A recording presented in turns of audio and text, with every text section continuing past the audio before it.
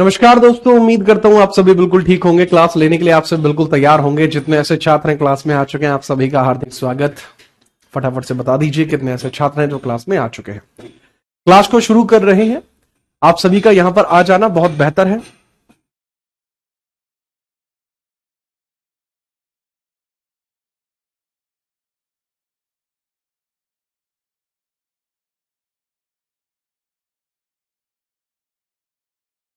चलिए, बहुत बेहतरीन ढंग से चीजों को स्टार्ट कर रहे हैं। ठीक है, आप लोगों की कमेंट इतनी है कि मैं नहीं पढ़ पा रहा हूं। क्लास के अंदर जो बच्चे क्लास के अंदर आज आए हैं, मतलब अनरियलिस्टिक सा अमाउंट आज जो है आ चुका है। बड़ा बढ़िया लगा आप सभी को यहां देखकर। ठीक है, तो that is very very classy, तो मजा ही आ गया। ठीक है, ओके। निरंजन, निभा, शुभा, अक्षिता, मनीष, विकास, अपूर्वा। ठीक है, तो बहुत बहुत बहुत ही क्लासी लेवल पर बच्चे यहां पर देखने को मिल रहे हैं। हम स्टार्ट कर रहे हैं इतिहास को, हम स्टार्ट कर रहे हैं हिस्ट्री को, और बहुत बढ़िया तरीके से इसको स्टार्ट करते हैं। बहुत ध्यानपूर्वक बातों को समझिए। थोड़ी बहुत बातें होंगी, हम आपके साथ थोड़ी बहुत बात करेंगे। ठीक है, आपके बारे में जानेंगे, आप हिस्ट्री के बारे में जानेंगे, और चीजों को बहुत बढ़िया तरीके से ऐसा बताया जाएगा कि सीधा आपके पेपर में आए। बहुत लंबे समय से डिमांड चल रही थी एंशिएंट हिस्ट्री की, और आपकी कमेंट बता रही हैं कि वो डिमांड के लिए आप कब से तैयार थे। ठीक है, तो चलिए बात करते हैं एंशिएंट हिस्ट्री की। We are talking about ancient history. Ancient history से पहले ना हम थोड़ा सा हिस्ट्री के बारे में ही बात करते हैं। ठीक है, ध्यान से समझिए। हिस्ट्री, हिस्ट्री का मतलब क्या होता है बाबू? हिस्ट्री का मतलब होता है इतिहास।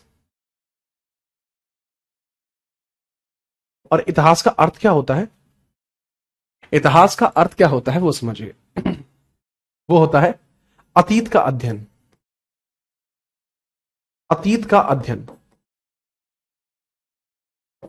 अतीत का अध्ययन इसको कहा जाता है। स्टडी ऑफ पास्ट इसको कहा जाता है। ऑफ पास्ट इसको कहा जाता है। सीधे तौर पर बात यह है कि स्टडी ऑफ पास्ट के बारे में एक चीज बहुत स्पष्ट है। जो हो चुकी घटनाएं हैं या जो बीत चुकी घटनाएं हैं, उसके बारे में हम चर्चा यहां पर करेंगे। बीत चुकी घटनाओं के बारे में चर्चा यहां पर की जाती है। बीती घटनाओं का अध्ययन, बीती घटनाओं का अध्ययन हम यहां पर देखते हैं। अब भाई, बीती घटनाओं के अध्ययन का मतलब है कि study of past incident, study of past incidents. तो स्टडी ऑफ पास्ट इंसिडेंट्स के बारे में हम बात करते हैं। ठीक है, बहुत बढ़िया। अभी जो आपको मन में डाउट आ रहे हैं कि सर ने मेरी कमेंट पढ़ी या नहीं पढ़ी, ठीक है, और यहां पे कुछ यहां पे कुछ, ठीक है, वो कुछ भी बात है, टेंशन फ्री रहिए। जो मैं यहां बताऊंगा उसके बारे में आपको स्पष्टीकरण भी दूंगा, और नोट्स बनाने हैं नहीं बनाने हैं, क्या करना है, कौन से एग्जाम के लिए है, उन सभी बातों पे मैं चर्चा करूंगा। एक बार पहले विषय को थोड़ा शुरू करते हैं। ठीक है, थोड़ा सा इंजन रमा हो जान दो, फिर हम इसको स्टार्ट करेंगे। ठीक है, आपसे बात भी करेंगे। अभी पहले इसको लिखना शुरू कीजिए, थोड़ा सा समझना शुरू कीजिए।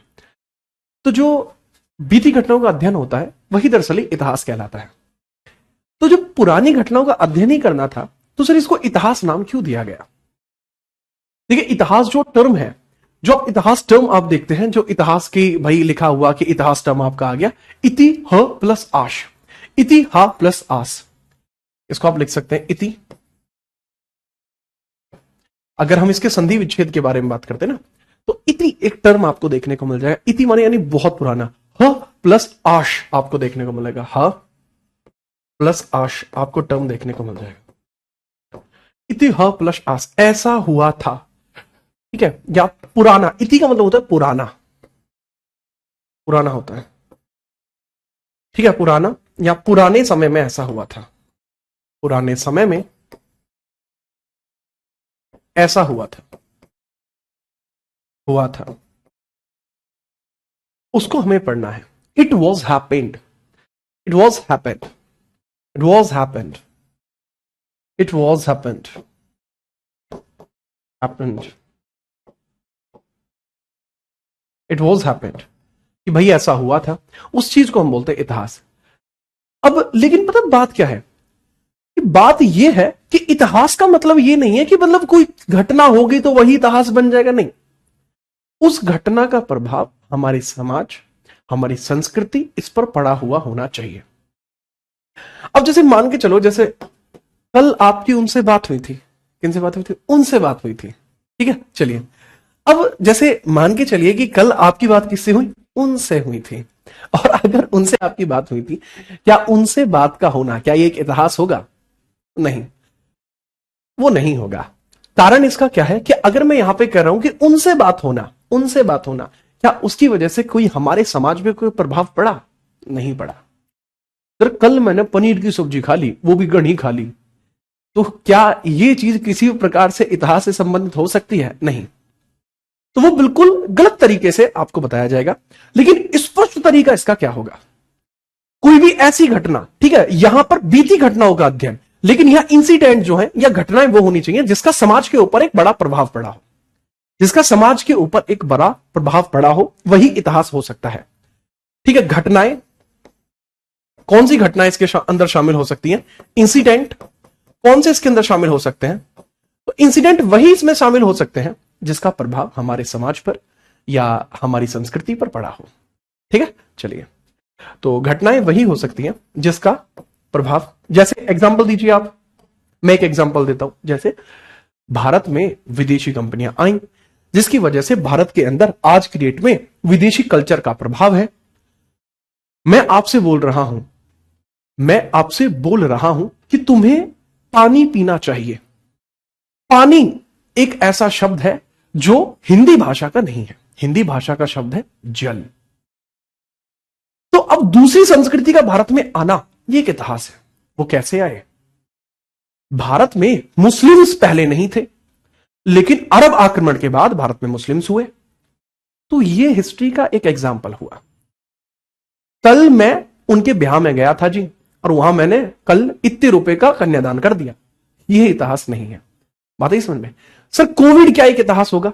क्या कोविड का प्रभाव हमारी संस्कृति पे पड़ा है? पड़ा है। कोविड की वजह से लाखों लोग मरे हैं, तो जी हां, कोविड एक हिस्ट्री हो गई। बहुत बढ़िया। सर, गवर्नर जनरल, हां बिल्कुल जी, वो भी एक हिस्ट्री हो गई। ठीक है, कल आपको कहा था, क्या कहा था? ये कौन कह रहा है ये? अच्छा, ठीक है। हाँ बिल्कुल बिल्कुल। तो घटनाएं जो मैंने बताया, जिनका प्रभाव संस्कृति पे पड़ता हो, जिनका प्रभाव संस्कृति पे पड़ता हो, संस्कृति पर पड़ता हो, संस्कृति या समाज या व्यवस्था या प्रशासन पर पड़ा हो, प्रशासन पर पड़ा हो, वो चीज कहलाती है हमारी हिस्ट्री। तो इंसिडेंट दैट इंपैक्टेड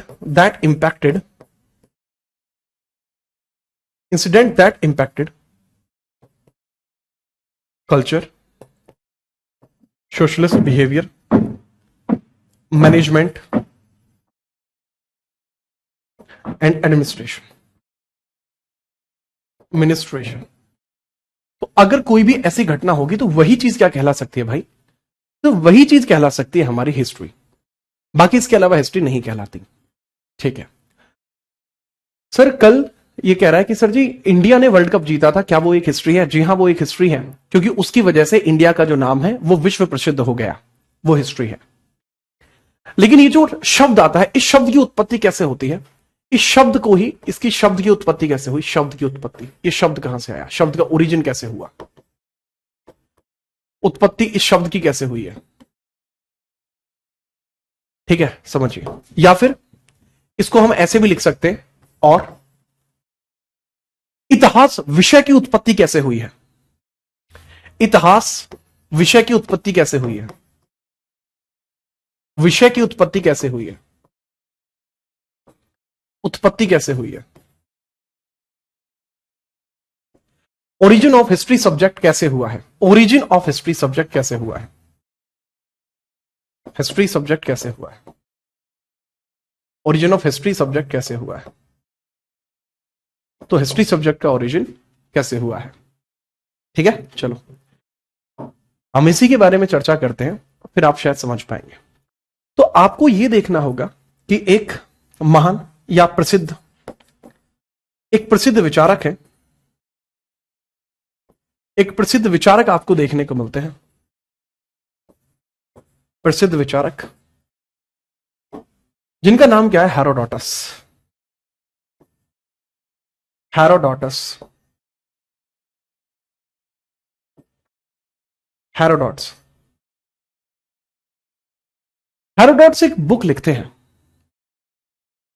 हेरोडोट्स एक बुक लिखते हैं, हेरोडोट्स क्या लिखते हैं भाई? एक बुक लिखते हैं, जिस बुक का नाम है हिस्टोरिका, जिस बुक का नाम क्या है? हिस्टोरिका,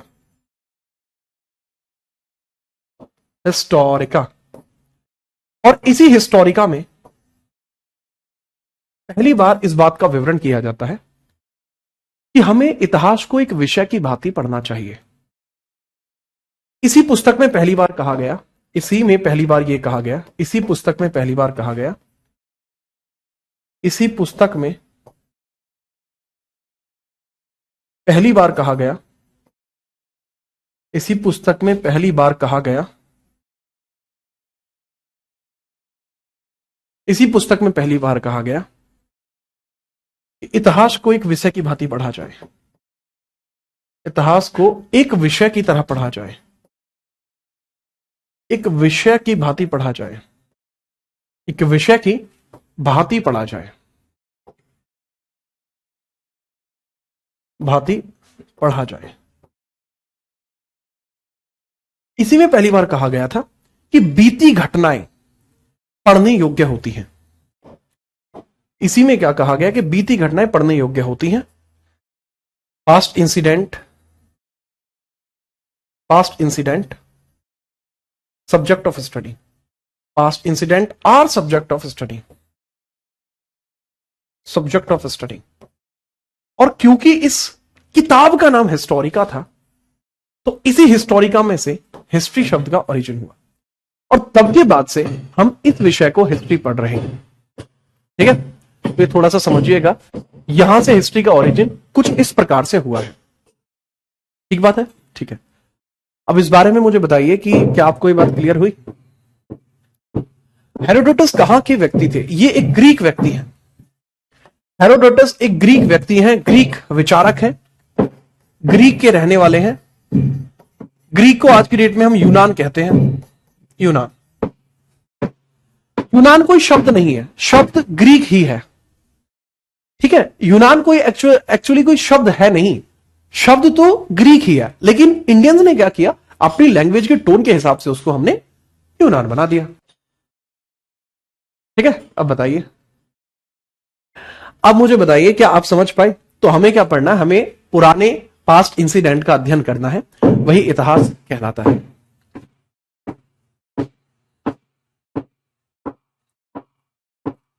रुकिएगा एक सेकंड,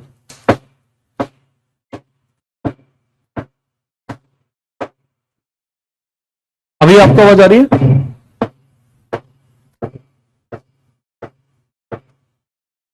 अभी आपको आवाज आ रही है? अभी अभी आपको आवाज आ रही है? अभी आपको आवाज थोड़ी मंदी आ रही होगी, लेकिन पीछे कुछ काम चल रहा है, तो उसकी वजह से थोड़ा सा आप मैनेज कर दीजिएगा। ठीक है, चलिए।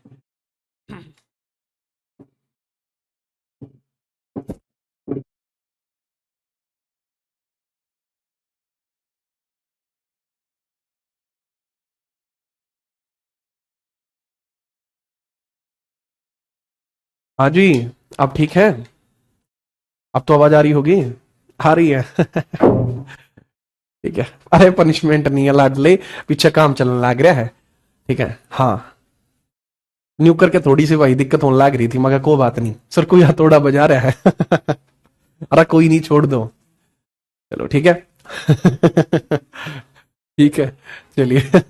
ठीक है, ओके, हाँ, वॉल्यूम कम है अब? ठीक है भाई, चलो कोई नहीं। आपको ये बात समझ में आई? अब हम हिस्ट्री के विभाजन की बात करते हैं कि हिस्ट्री का विभाजन किस प्रकार से होता है। तो अब हम हिस्ट्री के विभाजन की बात करते हैं, जो चार्ल्स विल्सन के द्वारा किया गया था। ठीक है, ठीक है, भूकंप नहीं है। अच्छा, ये बताइए कितने ऐसे एस्पिरेंट हैं जो पहली बार पढ़ रहे हैं हिस्ट्री, वो भी मुझसे? उनके बारे में मुझे जानना चाहूंगा, जो हिस्ट्री मुझसे पहली बार पढ़ रहे हैं।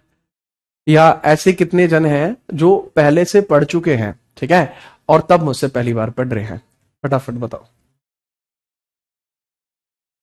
आगे बढ़िए, हिस्ट्री के विभाजन की बात करते हैं। Classification of history, classification of history,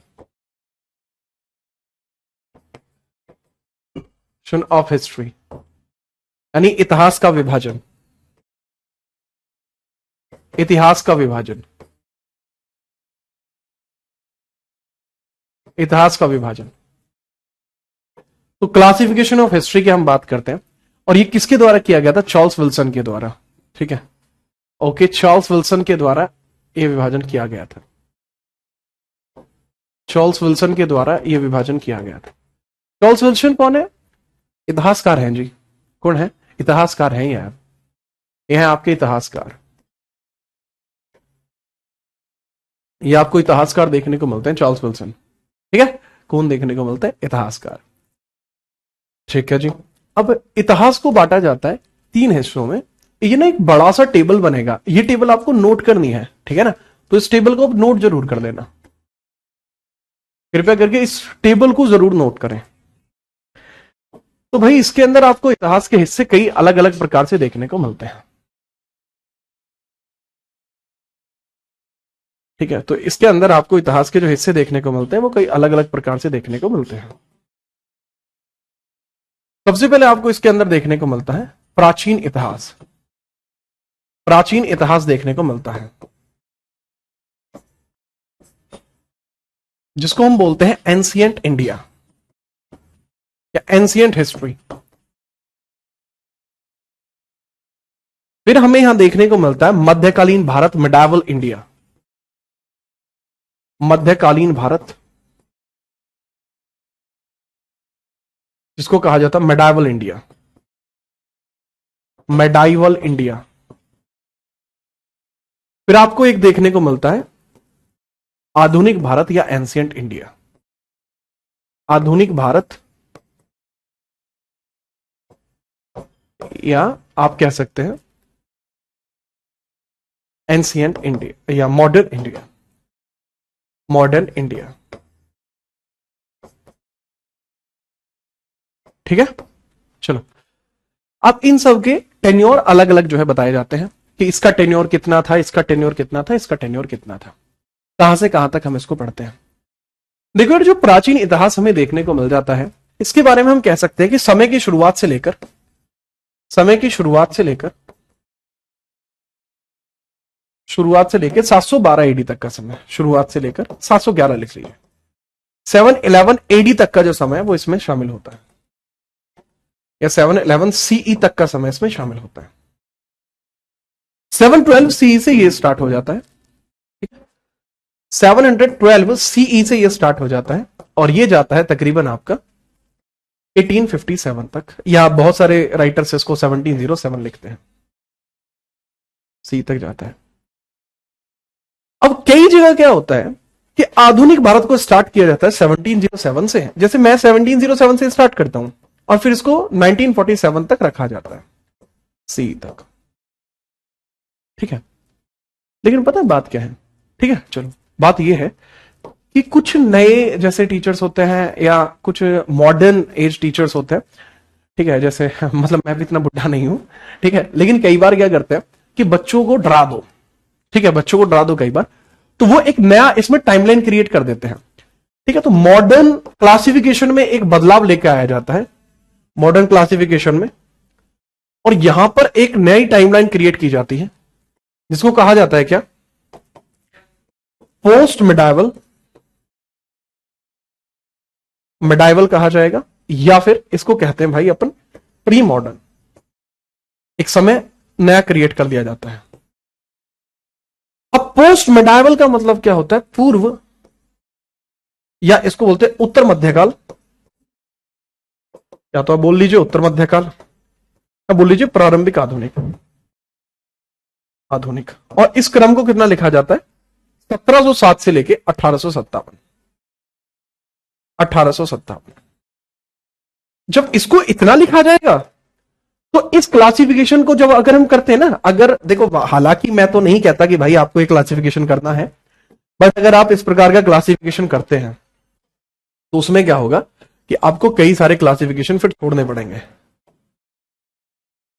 अगर आप ये वाले क्लासिफिकेशन को करेंगे तो फिर ऐसी परिस्थिति में जो मध्यकाल होगा, इसका जो मध्यकाल होगा वो सीधी बात है वो घट जाएगा।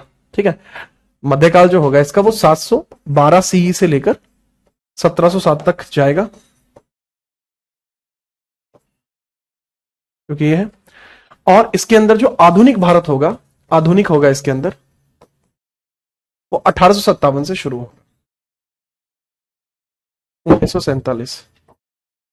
तो सीधी बात यहां पे पता है क्या है, सीधी बात यहां पे ये है कि ये ऑप्शनल है। अगर आप इसे नोट ऐसे करना चाहते हैं आप ऐसे कर लें, अगर आप इसको ऐसे नोट करना चाहते हैं आप ऐसे नोट कर लें। अगर आप उत्तर मध्यकाल या प्री मॉडर्न को शामिल करेंगे देन उस केस के अंदर इसको 1857 से लिखेंगे, नहीं शामिल करेंगे तो ऐसे लिखेंगे।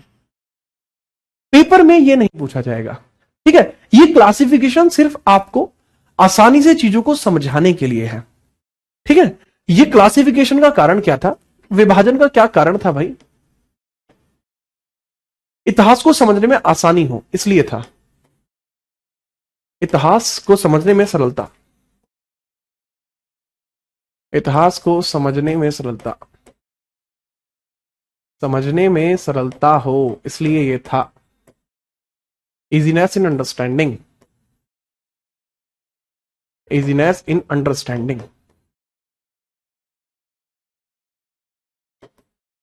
ये इसलिए था भाई कि समझने में आसानी हो।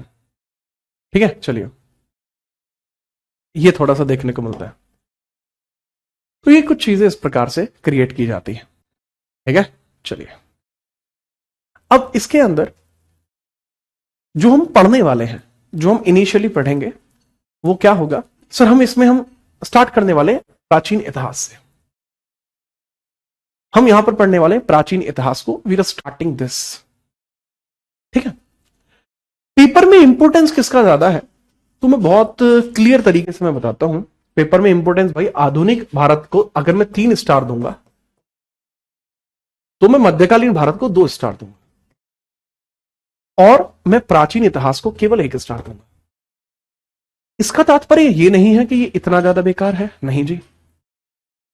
ठीक है, इंपोर्टेंट है जी, लेकिन एग्जाम में इससे रिलेटेड क्वेश्चन थोड़े कम देखने को मिलते हैं, और जब इससे रिलेटेड क्वेश्चन आते हैं तो वो करने पड़ते हैं। ठीक है, करने पड़ते हैं, तो याद रखना। तो बहुत ध्यान से इसको पढ़िए, समझिए। जब आपको समझ में आ जाए, ये वाली चीज आपको पता लग जाए, उसके बाद हम आगे बढ़ेंगे। अच्छा, एक चीज का विशेष ध्यान रखना, देखो जैसे आपके कमेंट हैं, भाई मुझे पता है मेरे पास तक आ रही है, आज तक मेरी क्लास में कोई भी छात्र ब्लॉक नहीं हुआ है, पीछे 4-5 साल में आज तक कोई भी एक भी छात्र ब्लॉक नहीं हुआ। तो अगर आपने कोई कमेंट करी है तो मेरे पास तक आ ही गई है। ठीक है, अब उसमें हो सकता है कि जो आप कमेंट कर रहे हो वो मैं अगले ही पेज पे बताने वाला हूं। ठीक है, तो आप निश्चिंत रहिए, हर एक बात का मतलब आपको पता लगेगा, हर एक बात के बारे में आपको बताया जाएगा। अगर आप बार बार कमेंट करते हो तो आपका ये टॉपिक सीख जाएगा, और फिर जिस लिए आप इस क्लास में जुड़े हो वो चीज आप अचीव नहीं कर पाएंगे। आपका और मेरा दोनों का लॉजिक सिर्फ एक है, दोनों का ऑब्जेक्टिव सिर्फ एक है कि आपका सिलेक्शन हो। लेकिन अगर आप बार बार कमेंट करेंगे तो आप टॉपिक नहीं समझ पाएंगे। ठीक है, चलो तो हम ये स्टार्ट कर रहे हैं प्राचीन इतिहास को, तो हेडिंग डाल लीजिए एंशिएंट हिस्ट्री। ठीक है, हेडिंग डाल लीजिए। अच्छा, काफी सारे लोग समझ जाएंगे। तो ये जो मेरी जो एक रिक्वेस्ट थी ये केवल समझदार छात्रों से थी। अब जो समझदार नहीं है उसके लिए केवल एक ही रिक्वेस्ट है कि भाई आप समझदार बनिए। ठीक है, आप समझदार बनिए। ठीक है, तो एट द एंड सिलेक्शन तो आपको भी कराना है ना, तो समझदार बनिए बस। ठीक है। अच्छा, अब इसमें एक छोटी सी एक डाउट आ रहा है छात्रों को कि सर हम सी का यूज आप करते हैं, क्या आप एडी का यूज नहीं करते? यार मैं अलग अलग बैचेस में अलग अलग टर्म यूज कर लेता हूँ, मैं एडी भी यूज कर लेता हूँ, सी भी यूज कर लेता हूँ। आज मेरा मूड था कि मैं सी यूज करूंगा, आप चाहे एडी यूज कर लें, है ना। लिखना चाहो इसको लिखिए, इसमें अंतर क्या है। समय सीमा का विभाजन हम देख लेते हैं। इतिहास के समय, इतिहास की समय रेखा का विभाजन, इतिहास की समय रेखा का विभाजन, समय रेखा का विभाजन, विभाजन हम देखते हैं। Classification of history timeline, classification of history timeline. तो हिस्ट्री की टाइमलाइन का जो विभाजन है हम उसके बारे में देखते हैं। दो प्रकार से हो सकता है, एक हो सकता है आपका पश्चिमी पश्चिमी, एक को तो हम बोलते हैं वेस्टर्न डिवीजन, वेस्टर्न डिवीजन।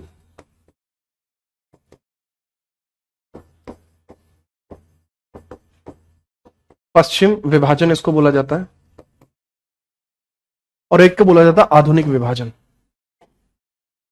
एक को बोला जाता है आधुनिक विभाजन, आधुनिक विभाजन। इसको बोला जाता है मॉडर्न डिवीजन, मॉडर्न डिवीजन,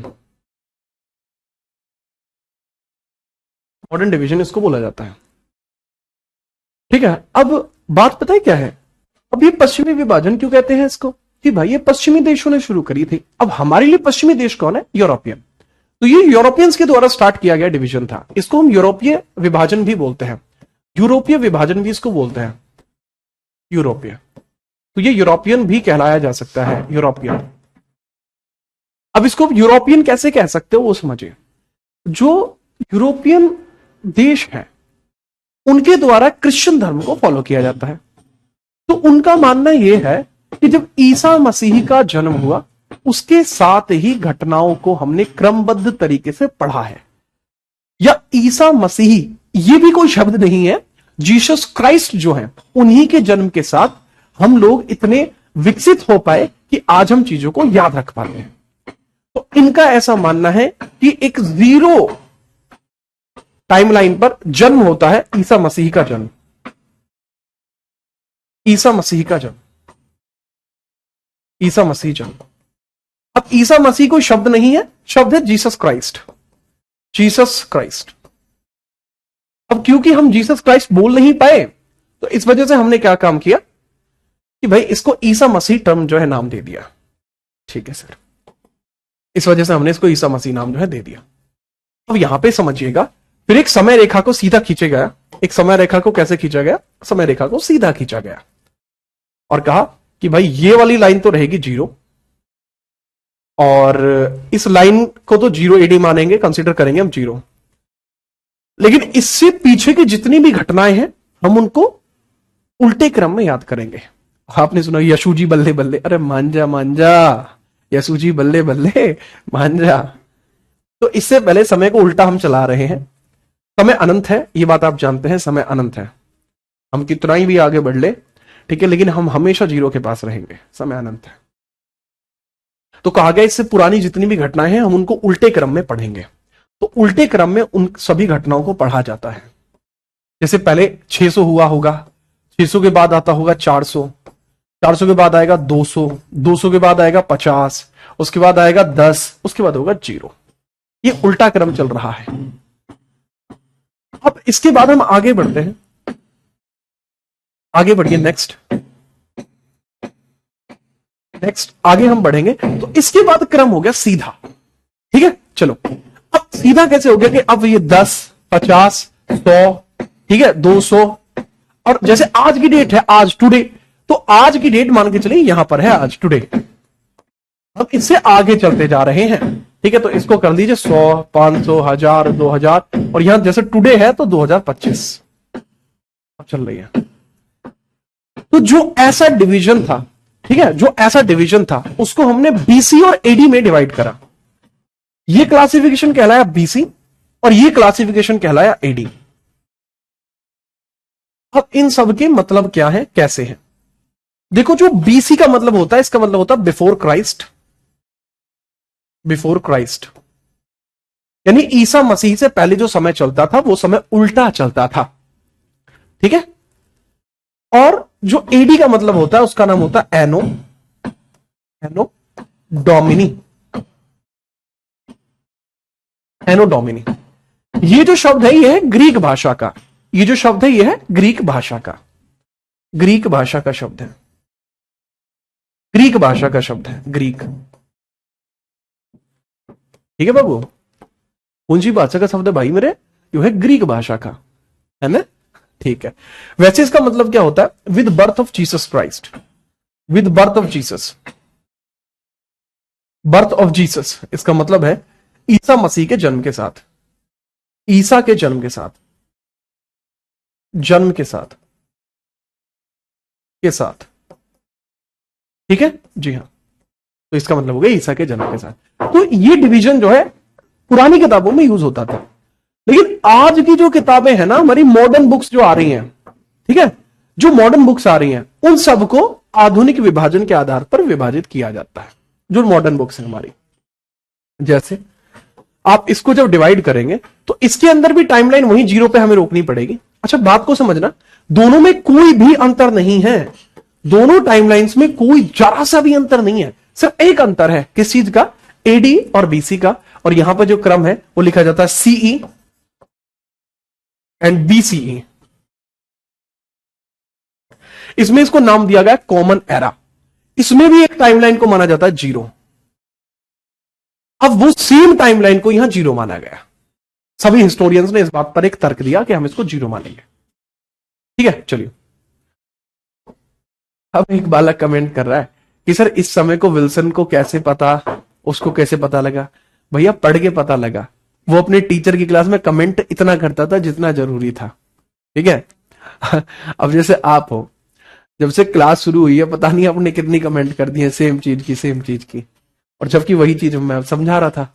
ठीक है, तो थोड़ा समझो, है ना, समझो थोड़ा, ध्यान दो थोड़ा। अब जो बीसी था ना बाबू, ये उल्टा क्रम में स्टार्ट हो गया, जैसे ताबड़तोड़ तरीके से स्टार्ट हो रहा था वही 6000 या 600, 400, 500, और ये उल्टा उल्टा जैसे 10, ये 0, सेम चीज 0 पहुंच गया। इसके बाद का जो टाइम है वही वो इसी क्रम में बढ़ा। अब जैसे मान के चलिए 1000, 2000, या फिर 1000, 1500, 2000, और अब जैसे अब की बात करूं तो आज की डेट हम देख लेते हैं 2025। तो 2025 को क्या हम सी बोल सकते हैं? बोल सकते हैं जी, क्यों नहीं बोल सकते? तो ये विभाजन हो गया। इसमें फुल फॉर्म इसकी क्या लिखी जाती है? इसको लिखते हैं कॉमन एरा। कॉमन एरा, साधारण इसको बोलते हैं साधारण, साधारण समय बोलते हैं, साधारण समय, या ओबनेस्ट आप, या बोल सकते हैं कि युग, साधारण युग, पूर्व साधारण युग, शताब्दी बोल लीजिए, पूर्व साधारण शताब्दी। तो इसको before common era, common era, पूर्व साधारण शताब्दी, साधारण शताब्दी, शताब्दी। अब भैया समझ में आई बात है? ठीक है, चलिए इसके बारे में समझते हैं। अच्छा देखो, देखो इतिहास इतना है, आप मतलब पूरे जीवन में पढ़ोगे ना तब भी कम पड़ जाएगा। यहां आपको इतना पढ़ना है जितना आपके पेपर के लिए पर्याप्त हो, हर एक पेपर के लिए। ठीक है, हर एक पेपर के लिए पर्याप्त हो, इतना आपको पढ़ना है। अब अपने दिमाग से डाउट मत बनाओ। तो मेरा डाउट क्लियर नहीं हुआ, हिस्टोरियंस को कैसे पता चला ये एग्जैक्ट समय क्या है? देखो भैया पेपर में ये आएगा, तुम्हारे पेपर में ये आएगा जो लिख रहा है, और नहीं जी तब तो वो जानना है जो जो हमारा जी कर रहा था। लाडले मेरी बात को बहुत ध्यान से सुनो, पेपर में ये चीजें नहीं पूछी जाती जो तुम सोच रहे हो कि सर वो पूछ लेगा, वो पूछ लेगा। अरे भैया सब्र करो, सब्र का फल मीठा भी होता है और सब्र का फल सिलेक्शन भी होता है, थोड़ा सा समझो।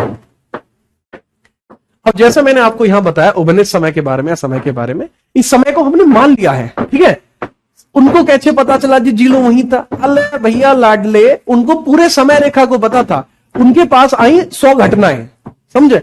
उनके पास मान के चलिए 100 उनके पास इंसिडेंट आए। अब 100 इंसिडेंटों में उन्होंने क्या काम करा कि भाई ऐसा करो 70 इधर रख लो, 30 इधर रख लो, बीच का जो एक इंसिडेंट था इसको हम मान लेते मीडियन, है ना? बस।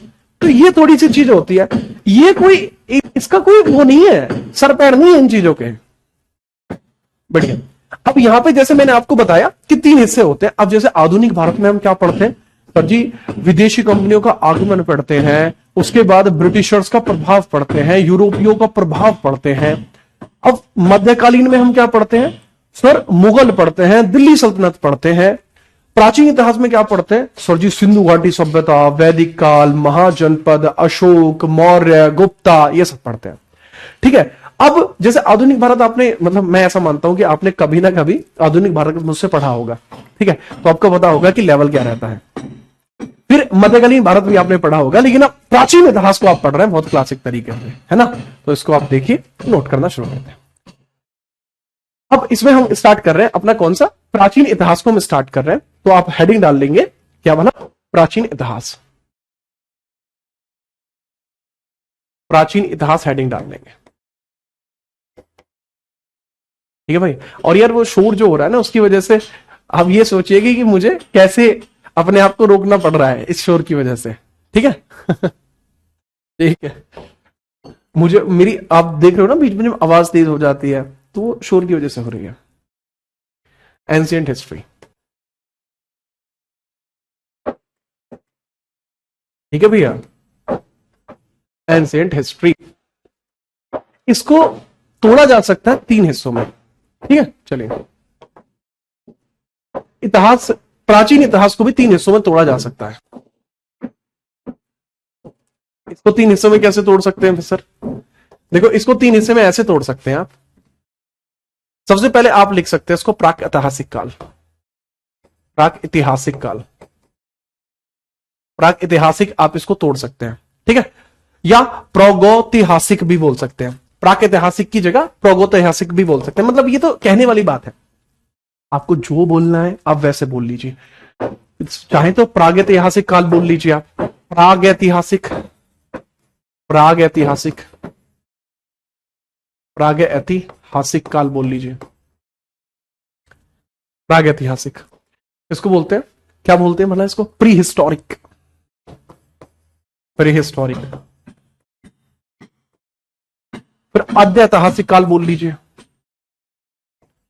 आद्य, आद्य ऐतिहासिक काल, आद्य ऐतिहासिक काल बोल लीजिए। Proto historic. और बचा क्या? ऐतिहासिक काल बोल लीजिए, वो बसता है यहां पर।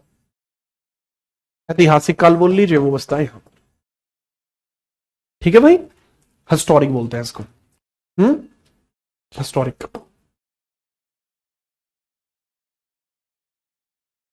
हिस्टोरिक इसको बोलते हैं।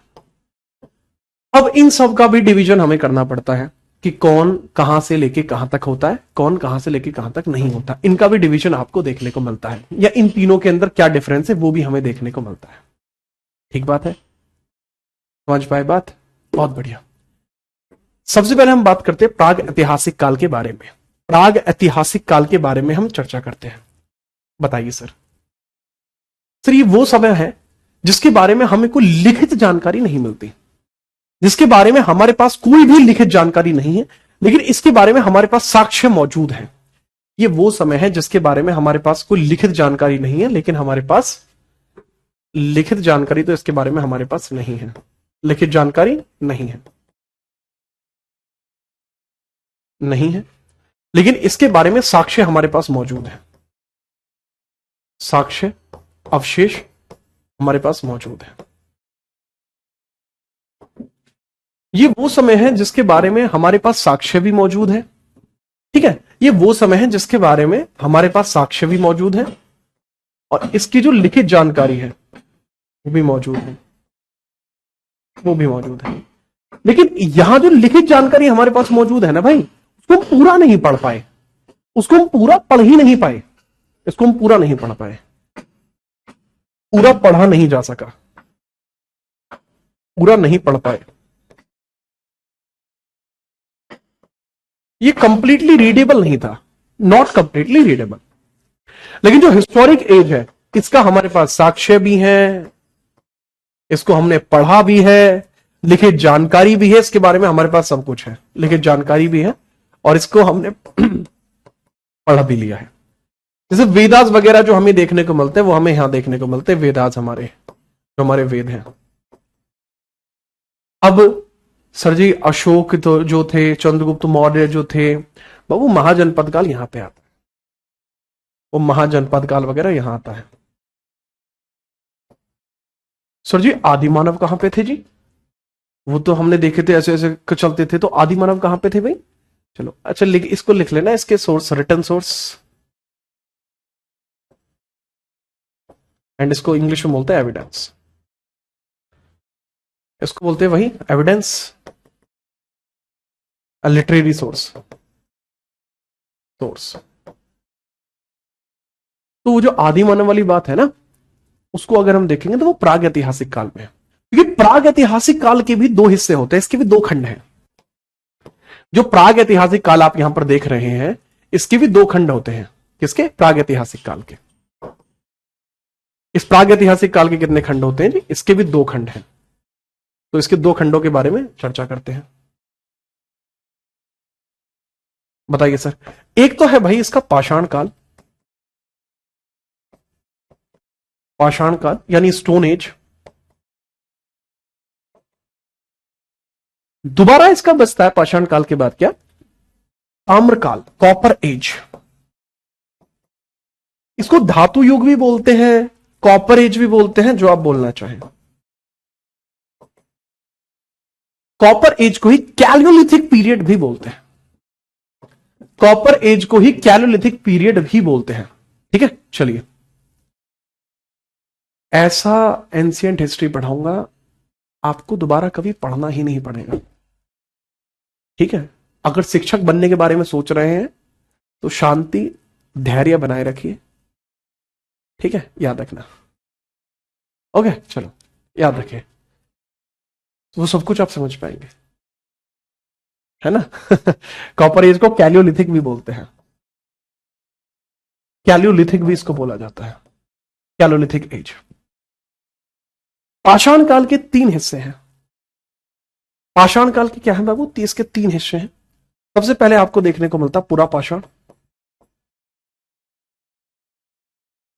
ठीक है, मैं इस वाले पेज को ना यहां पे जूम कर दे रहा हूं ताकि मैं यहां पे आराम से लिख पाऊं।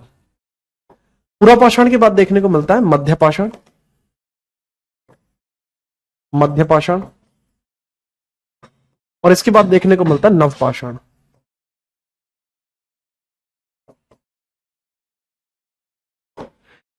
इंग्लिश में इसको बेसिकली कैसे बोला जाता है? शिवानी बेटा ध्यान से यहां ध्यान दे लो, ठीक है, बहुत ध्यान से समझिए। इसको बोला जाता है क्या भला? पैलियोलिथिक, मेसोलिथिक और नियोलिथिक। सर समय की इसकी शुरुआत किस प्रकार से होगी? सर जी समय इसमें कितने से कितना देखने को मिलता है? समय देख लीजिए, इसका अवधि क्या होगी, इसकी अवधि क्या होगी, अवधि, अवधि क्या होगी, टेन्योर क्या होगा।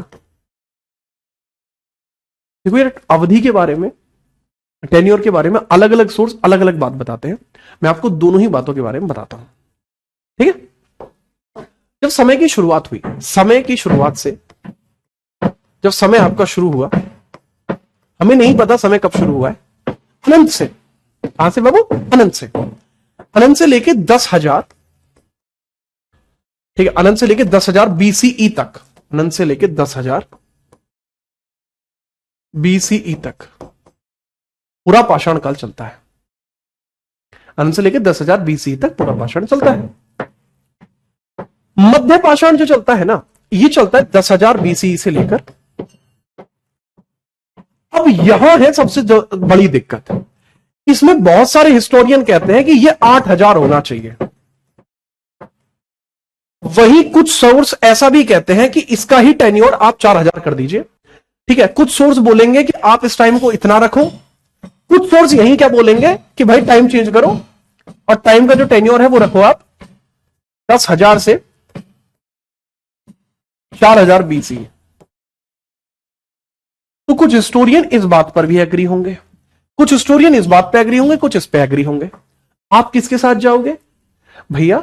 आप इसके साथ जो जाएंगे वो आप इसमें जाएंगे, इसके साथ, इस ऊपर वाले टेन्योर के साथ आप जाएंगे, आप ऊपर वाले टेन्योर के साथ आप जाएंगे, आपका जो है बिल्कुल बढ़िया है। ठीक है, आपका बिल्कुल बढ़िया रहेगा। आप इस वाले टेन्योर के साथ जा सकते हैं। अगर आप इसके भी साथ जाते तो कोई समस्या नहीं है, आप इसके साथ भी चाहे तो जा सकते हैं। फिर आता है बाबू नवपाषाण का काल। नवपाषाण काल में अगर आप ऊपर वाले टेन्योर के साथ जाते हो, ठीक है, ऊपर वाले टेन्योर के साथ जाओगे तो यहां आपको ज्यादा नीचे आना पड़ जाएगा, ठीक है। या आप मान के चलिए, चलो ये मान लेते हैं हम कि ये वाला टाइम सही है, तो उस हिसाब से आपको टाइम टेन्योर अलग लिखना पड़ेगा। फिर आप यहां आएंगे 4000 मान लेते हैं, 4000। ज्यादातर किताबों में जो टेन्योर आप देखते हैं ना, ज्यादातर किताबों में जो टेन्योर आप देखते हैं वो ये वाला टेन्योर ज्यादा देखते हैं, ये वाला। तो मेरे ख्याल से आप इसी वाले टेन्योर को कंसीडर करके चलिए, ये वाले टेन्योर ज्यादा सही रहेगा, आपके फैक्ट खराब नहीं होंगे। लिख लीजिए, अगर ऊपर वाला टेन्योर मानते तो ये 8000 से लेकर 2500 BCE तक आएगा। लेकिन अगर आप नीचे वाले टेन्योर को ज्यादा कंसीडर करते then in that certain case वो आ जाएगा आपका 4000 से लेकर तकरीबन 2500 के आसपास।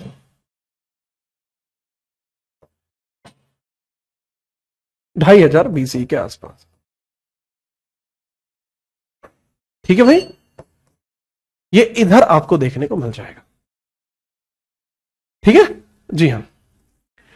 एसएससी वाला सही करा था। एसएससी ने कौन सा सही करा था? एसएससी ने बाबू ये सही करा था। एसएससी ने, एसएससी का ये मानना है। एसएससी ने सवाल क्या पूछा था कि रुई की जो खेती होती थी, रुई की खेती, कॉटन की खेती कब हुई है? तो रुई की खेती मध्य पाषाण काल में हुई है। कब? 7000 BCE में। तो बाबू एसएससी ने ये वाला सही करा है, ये वाला पोर्शन।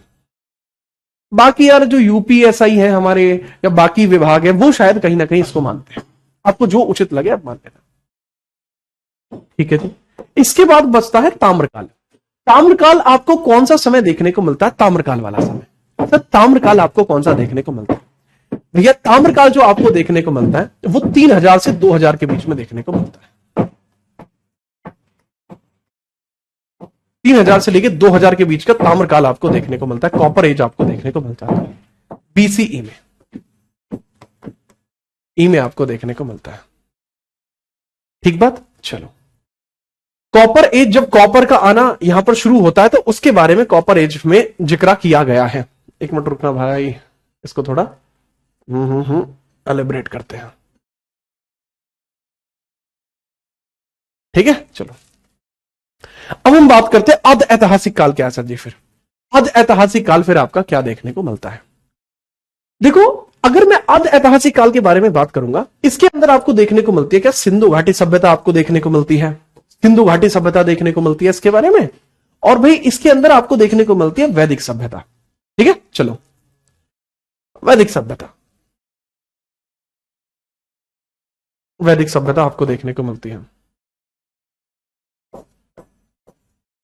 वैदिक सभ्यता आपको देखे, या पहले सिंधु घाटी आप देख लेना। सिंधु घाटी सभ्यता,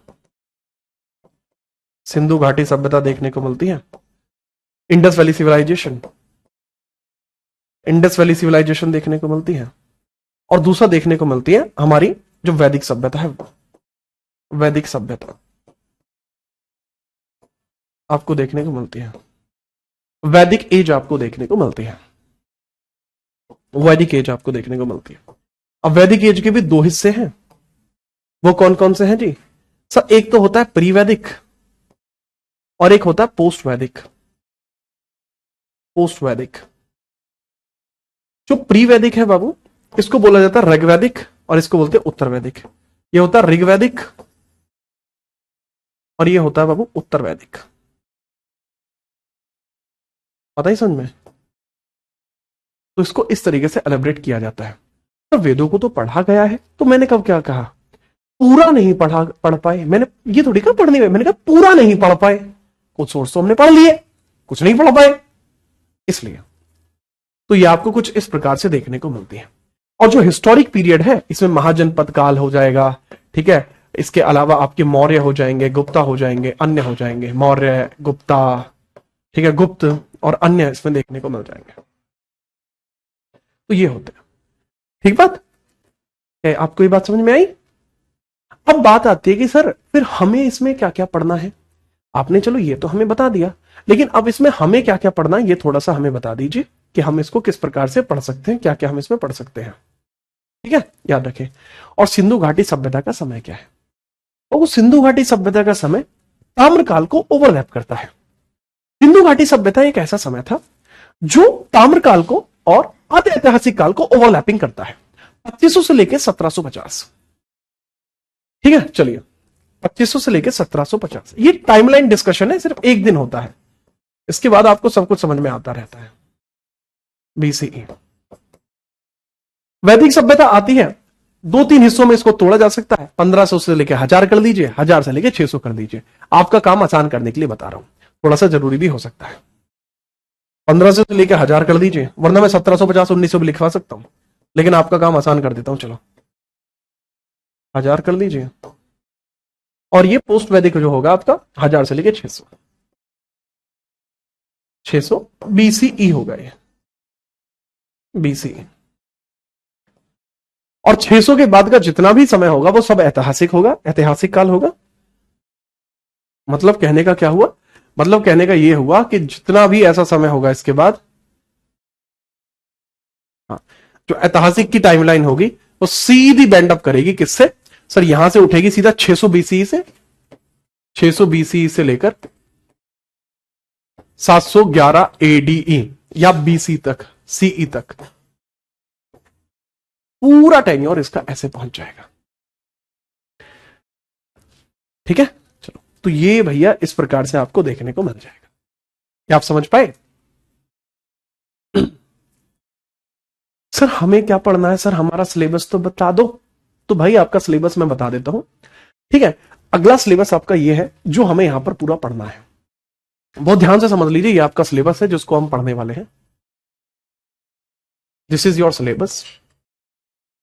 पूरे ऐतिहासिक समय पढ़ेंगे, सिंधु घाटी सभ्यता पढ़ेंगे, वैदिक काल पढ़ेंगे, इसके बाद हम जैन धर्म पढ़ेंगे, जैन।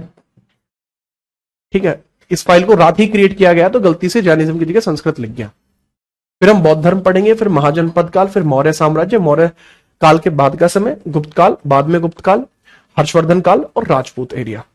इसके अलावा इसमें मैं कुछ अपनी तरफ से एड ऑन करूंगा, जैसे south Indian dynasties, south Indian साम्राज्य, साउथ इंडियन डायनेस्टी हम देख लेंगे।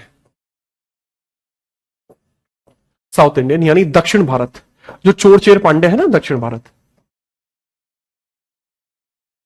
चोल चेर पांड्य जो होते हैं यार, चोल चेर पांड्य, पांड्यन, इनको भी हम इसमें देख लेंगे। ठीक है, चलो ठीक है, चलिए। हड़प्पा, अरे भाई हड़प्पा सिंधु में ही तो आ जाएगा, हड़प्पा तो सिंधु में ही आ जाएगा। क्या कह रहा है, हड़प्पा नहीं पढ़ाओगे क्या? हाँ, चोल चेर पांड्यन मैंने बता तो दिया, साउथ इंडियन में आता है ना। अब अगर आपको फिर भी कोई डाउट है तो भाई आप अपने डाउट बता दो, अब टॉपिक रिलेटेड डाउट। इसके अलावा अगर आपका कोई और डाउट है तो वो आप मेरे इंस्टाग्राम जीतराना.77 पर भेज सकते हो। आपको वहां पे बहुत सारी चीजें भी मिल जाएंगी और कोई मैटर होगा तो वो भी सॉर्ट कर दिया जाएगा। सर महाभारत कब हुई थी? महाभारत बाबू जब हम वैदिक काल पढ़ेंगे तब हम महाभारत पढ़ेंगे। महाभारत में पढ़ेंगे यदा यदा हि धर्मस्य ग्लानिर्भवति भारतीय अभ्युत्थानम धर्मस्य तदात्मान्यम सृजाम्य अहम् पवित्राणाय साधूनाय विनाशाय च दुष्कृताम धर्म संस्थापनार्थाय संभवामि युगे युगे। वो हम पढ़ते हैं वैदिक काल में। टेंशन मत लो, सब कुछ आपको बताया जाएगा, है ना। अरे मांझा मांझा अंकित याद आवे। हाँ, मैंने बताया इसमें एक टाइमलाइन ओवरलैप करती है। ठीक है, और ये कोई बड़ी बात नहीं है, ये ओवरलैपिंग हमेशा दिखाई देती है। ये जो ताम्रकाल है ना, जो कॉपर एज है, दरअसल सिंधु घाटी सभ्यता शुरू कॉपर एज में ही हुई थी, इसलिए वो ओवरलैप करती है। That is actual point, this is point, ये ओवरलैप करेगी। ठीक है, टेंशन मत लो। सर रामायण कब पढ़ेंगे? अरे रामायण भी तभी देखेंगे लाडले। ठीक है, ओके, मजा आ गया, थैंक यू। ओके, कोई नहीं, देखते हैं यार इकोनॉमिक्स के बारे में थोड़ा देखते हैं। ठीक है, टेंशन मत लो। एलिस तो थोड़ा ब्रीफ में बताओ। नहीं भी एक्सप्लेन ऐसे ही रहेगा, मतलब ज्यादा ही एक्सप्लेन रहेगा, कम एक्सप्लेन में क्या ही मजा आएगा। ठीक है, चलिए अब इससे आगे हम पढ़ते हैं अगली क्लास में। अगली क्लास में हेडिंग डाल लेना, हम पहला यूनिट स्टार्ट करेंगे, पूर्व ऐतिहासिक, प्री हिस्टोरिक टाइम। ये टाइमलाइन भैया आपको याद होनी चाहिए। आज मैंने ये 4 पेज आपको बताए हैं, ये चारों के चारों पेज आपको एक एक शब्द इसका याद होना चाहिए। आज बहुत ज्यादा डिस्कशन हमने टाइमलाइंस पर किया है, टाइमलाइंस पर समय दीजिए ताकि आपके जीवन की टाइमलाइन अच्छी हो जाए। ठीक है, सारे पेपर भी निकलेंगे, चीजें भी बढ़िया होंगे। ठीक है, मिलते रहेंगे इसी प्रकार से। अब आपसे मुलाकात होगी कल, तब तक के लिए हंसते रहिए, मुस्कुराते रहिए। कोई दिक्कत हो, आपका भाई यहां पे खड़ा है, निश्चित तौर पर आप बता सकते हैं।